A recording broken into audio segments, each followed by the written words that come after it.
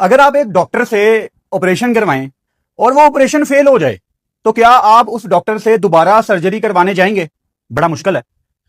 फिर आप दूसरी दफा भी उसी डॉक्टर से सर्जरी करा लें, फिर आपका ऑपरेशन नाकाम हो जाए, आप क्या दोबारा फिर से उस डॉक्टर के पास जाएंगे या किसी दूसरे को रिकमेंड करेंगे कि इस डॉक्टर से आप भी अपनी सर्जरी करवा लो?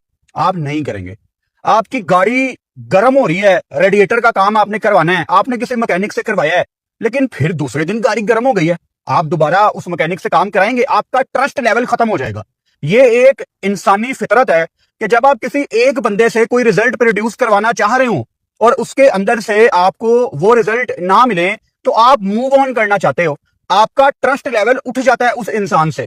लेकिन मैं हैरान हूं कि आकिब जावेद ने ऐसा क्या जादू कर दिया है पाकिस्तान क्रिकेट बोर्ड के ऊपर और पीसीबी चेयरमैन के ऊपर कि हमारे पीसीबी चेयरमैन मोहसिन नकवी को नहीं ये पता लग रहा कि आकिब जावेद ठीक डायरेक्शन में काम नहीं कर रहे।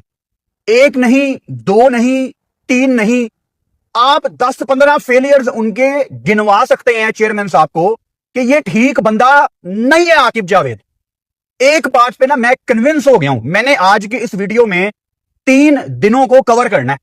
पहला दिन, आकिब जावेद ने 2-3 दिन पहले मीडिया से बात की थी जहां उन्होंने पाकिस्तान की क्वालिफिकेशन का गलत क्राइटेरिया बता दिया, जहां उन्होंने कामरान गुलाम वगैरह के बारे में बात की थी, पाकिस्तान टीम के जर्नी के बारे में बात की थी। फिर पीसीबी चेयरमैन मोहसिन नकवी ने एक गैर रस्मी गुफ्तगू की थी पाकिस्तान मीडिया के साथ, उसकी बकायदा प्रेस कॉन्फ्रेंस नहीं हुई थी, लेकिन आपने वो खबरें सुनी होंगी कि चेयरमैन साहब ने कहा है कि जो टीम के लिए नहीं खेलता उसको बाहर निकाल देंगे। ये सारी बातें आपने सुनी होंगी। और तीसरा काफी इंपॉर्टेंट दिन आज पाकिस्तान क्रिकेट के लिए है, जहां पे आपके जो हाई ऑफिशियल्स हैं, जो बेसिकली आपकी क्रिकेट को चला रहे हैं, जिसमें पीसीबी चेयरमैन है, जिसमें आपके व्हाइट बॉल के कोच अनफॉर्चुनेटली माइक हेसन है, जिसमें आकिब जावेद साहब जो कि करता धरता हर चीज में उनसे पूछे बगैर कुछ होता नहीं है, ये सारे लोग आज की प्रेस कॉन्फ्रेंस में बैठे हुए थे। और जो नया आपका सेंट्रल कॉन्ट्रैक्ट आना है उसको वही पुराना चूरन डाल के नई पैकेजिंग में आपको बेचा जा रहा है।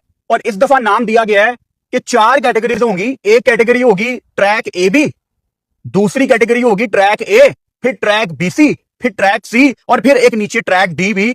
इनका क्या मतलब है? और फिटनेस को हम प्रायोरिटी देंगे। मतलब मुझे तो ऐसे लग रहा है जैसे पाकिस्तान अभी कल वर्ल्ड कप हारा है और वर्ल्ड कप खत्म होने के बाद वो जो चूरन बेचा जाता है ना कि फिटनेस को क्राइटेरिया बनाना होगा, जो टीम के लिए नहीं खेलता उसको बाहर निकाल देंगे। मतलब with all due respect, Pakistan अवाम इतने बेवकूफ नहीं है जितने बेवकूफ आप समझ रहे हैं ना पाकिस्तान अवाम को। ये इतने गए गुजरे नहीं है, ये बड़े स्मार्ट लोग हैं। पाकिस्तान के जो अवाम है ना, ये बड़े स्मार्ट हैं, इनको क्रिकेट समझ आती है।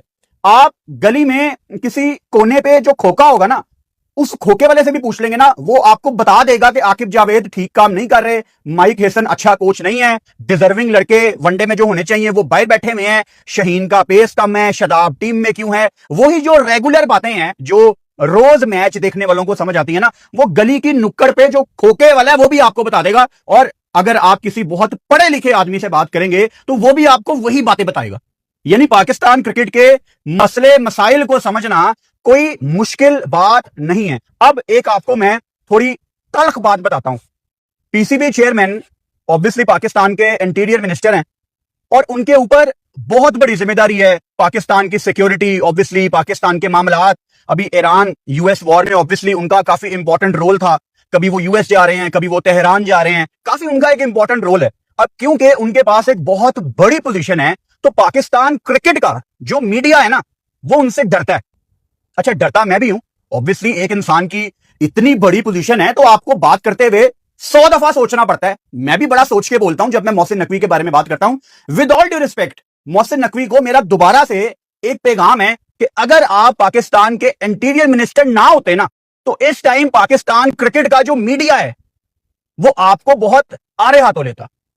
मोहसिन नकवी साहब, आप पाकिस्तान के इंटीरियर मिनिस्टर हैं, इसीलिए आपसे सख्त सवाल नहीं होते।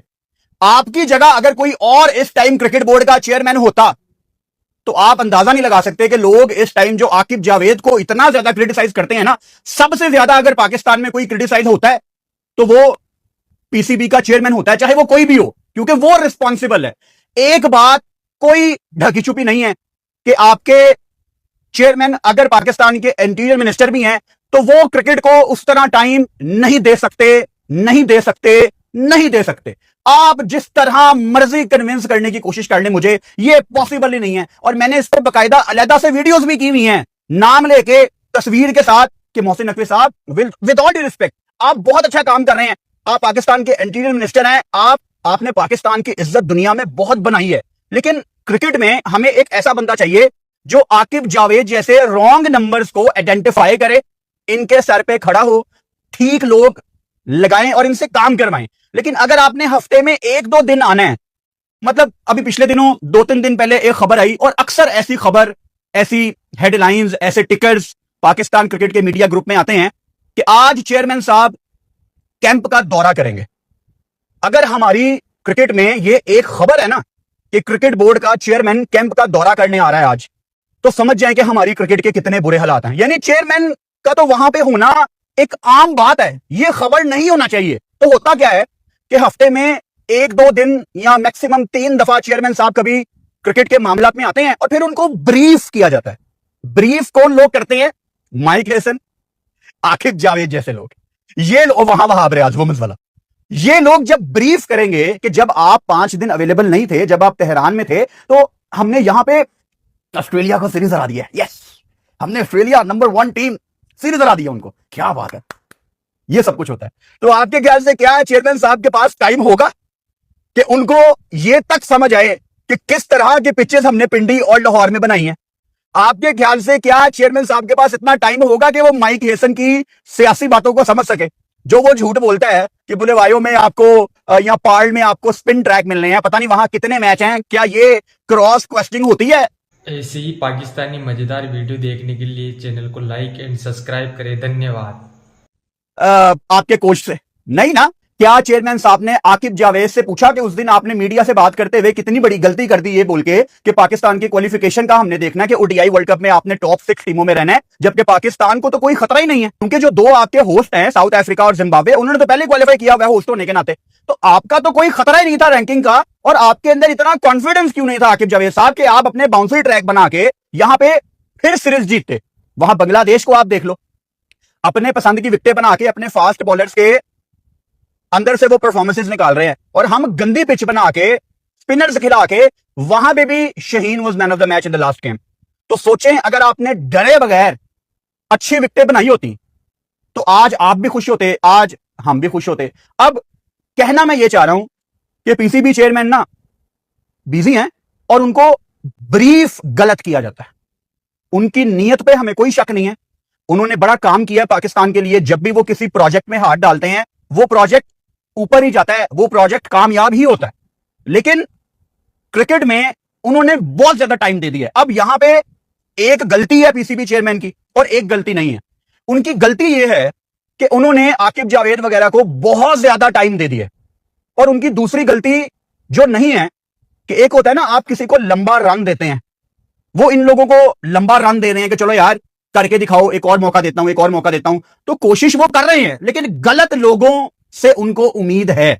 तो I think this is a wake up call for PCB chairman Mohsin Naqvi कि वो ये रियलाइज करें कि वो ठीक काम करना चाह रहे हैं, लेकिन गलत लोगों के साथ।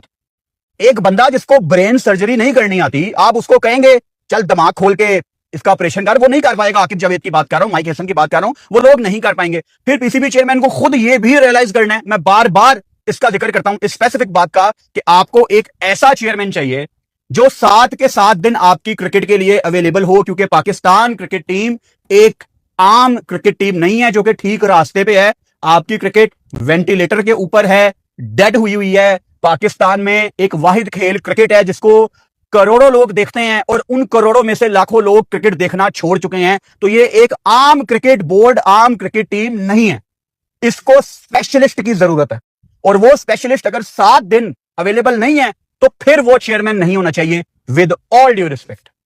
अब अगर पीसीबी चेयरमैन अपनी मर्जी से चेयरमैनशिप छोड़ देते हैं क्रिकेट बोर्ड की, तो क्या कोई फर्क पड़ेगा? बिल्कुल भी कोई फर्क नहीं पड़ेगा, क्योंकि उनके पास ऊपर इतनी बड़ी सीट है।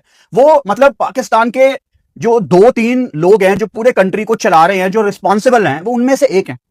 और ये एक सच है, आप इसको बिल्कुल भी डिनाई नहीं कर सकते। मोहसिन नकवी आपकी कंट्री के जो टॉप 2-3 लोग हैं जो पूरे कंट्री को चला रहे हैं, वो उनमें से एक हैं।